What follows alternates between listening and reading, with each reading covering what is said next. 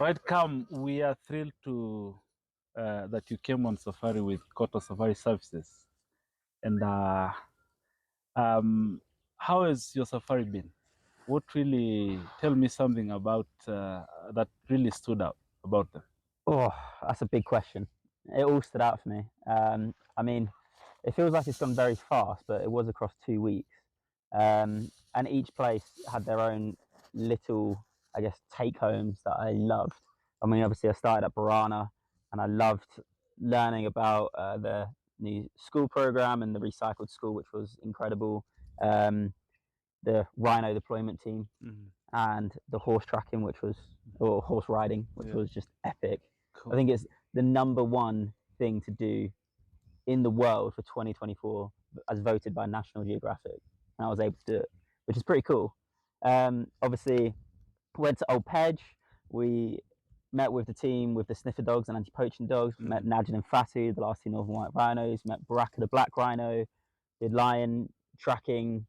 So that was incredible. And with Kacheche Camp, I mean, you can't get a better.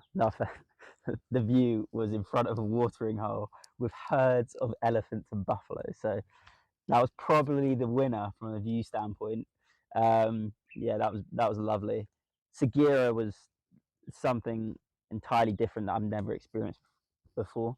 I mean, it just felt like I was completely out of this world. Like Yeah. it was just on another planet. It was really different, really special, um, amazing wildlife encounters, and also got to learn about their bee conservation, Yeah. a lot more about the long run, um, and just the local community and the staff there were really interesting, and their stories were amazing. And then obviously finally Cottars, which by far, by the way, the best safari experiences I've ever had in my life. And I've been to East Africa quite a few times. Yeah. But also learning about the, I guess, everything you do for sustainability, going to your plant garden, biting some medicinal plants and getting a numb tooth. All of that, obviously, doing warrior school, trying to fire a bow and arrow and really failing. But we did draw. Yeah. We did draw. You Yeah. didn't win. So I drew with a You did. Maasai warrior. So I'm going to That take was that. really cool. So yeah, there was lots of take homes for me. That was Yeah. quite a long answer, but Yeah. yeah. Well, and do you have a favorite property destination? From the aspect of your trip. Am I allowed to say that? As I said, each one of them offered something completely different, and that's what my favorite. I'm getting attacked by a fly now. That's what made the trip so special. Is that each place I got to experience something new that I'd never experienced before. Cottar's was absolutely unbelievable. I mean, look at this view. Look what we're doing right now with the Fireside chat. It's epic. I mean, you don't get this back home. No. Yeah, from the safari, the hot air balloon ride yesterday, the bush bath, Yeah. the bush breakfast. The bush breakfast actually was one of my favorite moments. It was just so totally unexpected. We'd just seen a lion kill, and then a little bit of I guess a hyena trying to steal the buffalo from the lions, which was just really cool. And then we I went. was waiting for a big fight. He was. I was waiting for a big fight, Yeah. and then all of a sudden, yeah, out of nowhere, Yeah. you drove us straight to this bush breakfast and this beautiful, yeah, hidden forest in some ways in the Masai Mara, and that was special. And then obviously learning about obviously all the sustainability stuff you do, all of it. Yeah. It's so difficult. It's so difficult to say. Yeah. Well, Cam, do you have any favorite, any favorite or most memorable moment, if you can pick just one?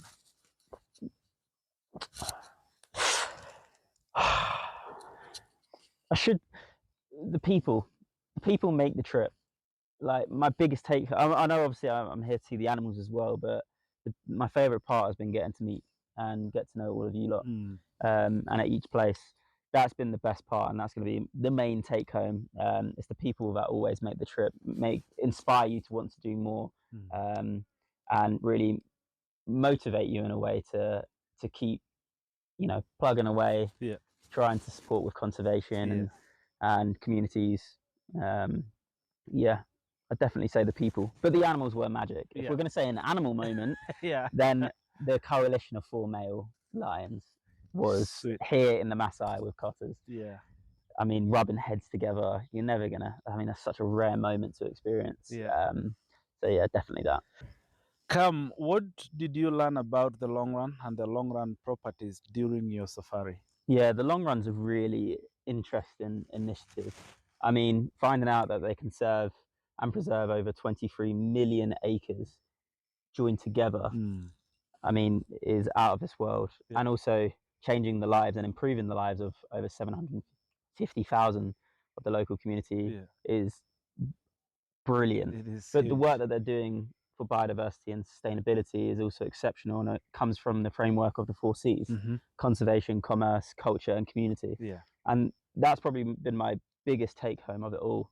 And I'm actually going to go back to our sanctuary and our businesses and try and put some of that framework into what we do as a business as well, because it was inspiring. And I think the whole initiative and being a part of that is brilliant. And I think anyone that does go on safari, definitely try and go through and work with the long run or stay with the long run, because ecotourism, conscious tourism is really key. And staying at places in which they are benefiting all of those 4 Cs is that's where I guess we should be heading from a tourism perspective.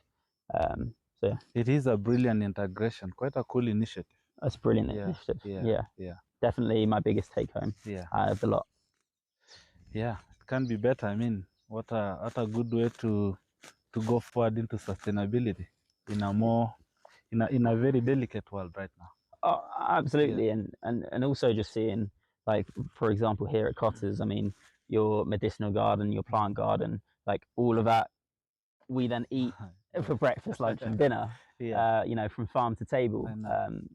That's a really interesting and brilliant concept. And just having obviously your solar, everything to do with sustainability is key. Where to go? So have you found out about any new conservation or community initiatives that have really inspired you? Yeah. Dr. Elena, Mama Duma from the Mara Meru Cheetah Project. Obviously, just she was inspiring. She was infectious. Just getting to meet her, getting to know her, and that. I mean, from now on, I'm going to be supporting her. There's people like that make you want to do more and support their project further. So I donated a little camera to her to help her with documenting cheetahs for research, and we'll definitely be supporting her a lot more moving forward now that I know her. I'd love to come out and spend a week with her. That would be very interesting. Sleeping in the car for a week to try to find cheetahs. Don't know how she does it, but that woman deserves to be knighted. And also Stratton. Stratton Hatfield, what a guy. I mean, what he's doing for, I guess, birds of prey, or just his knowledge on birds in general is it makes you want to be a birder. He's epic. He is quite an inspiration. I got to know him at very early age. When we were just starting around, when he was just an intern, and seeing him, see the passion and the growth is quite, it's mind-boggling. I mean, the knowledge and understanding and the passion, the love. Oh my God. Yeah, and it's just going out on a game drive with him to spot birds. It was just so interesting. I mean, his eyesight is phenomenal. I don't know how he does it. I mean, I have good eyesight, but I mean, he's got binoculars in his eyes. I don't know how he does it. And he's just like, oh yeah, over there, it's like 4 miles away, but I can see this tiny little dot, and that's oh my God. It's wild. So definitely those two. Meeting them, I definitely want to do more to support them and help them further. I can't agree more. I mean, those guys are phenomenal. And the best part is that Cottar's worked with both of them. Yes. So and that's what we mean by conservation, is that to have a camp, to support the conservation of wildlife here in Kenya is key. Because without the wildlife, then we're in trouble. We need to keep that biodiversity. We need to keep saving and conserving species. Yeah, absolutely. Any key recommendations to anyone traveling in Kenya or to Kenya? Book through Cottar's Forest Services. Book with the long run. I think that's pretty obvious, actually. Yeah. Anywhere I go now, I'm gonna, and I mean in the world, I'll look to book with the long run. And when I come back to Kenya, obviously I'm gonna book through Cottar's. Sure. And that's not a plug for Cottar's at all. That is genuine. I mean, they go above and beyond every single destination I've been to. Everything I've needed help with, they're just on it. I felt safe, relaxed this entire trip, and we've caught lots of flights. There's been lots of moving. I mean, for the first week and a bit, we spent a day and a half at each place and then get a flight elsewhere, and there was a lot of juggling and moving parts. And yeah, they've been exceptional. Welcome. Thank you for taking time to meet Very today. welcome. And as we say in Kenya, asante sana. Asante sana. Asante sana. Thank you very much. Karibu sana.